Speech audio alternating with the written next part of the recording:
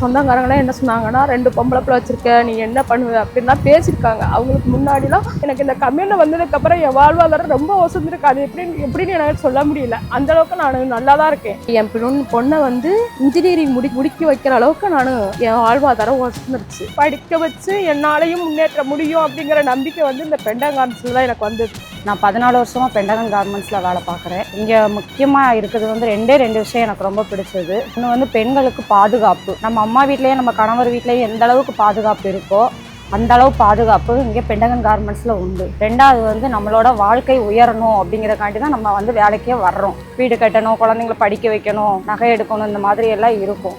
இப்போ நம்மளுக்கு அமௌண்ட் வேணும் அப்படிங்கும்போது ஏனோ தானே ஒரு கம்பெனிக்கு போனோம்னா 10 நாள் வேலை கொடுப்பாங்க, 10 நாள் லீவ் கொடுப்பாங்க. அப்படிங்கும் நம்ம என்ன பண்ண முடியும்? பெண்டகன் கார்மெண்ட்ஸில் ஃபுல் டே 26 நாளும் ஃபுல் வேலை இருக்கும்.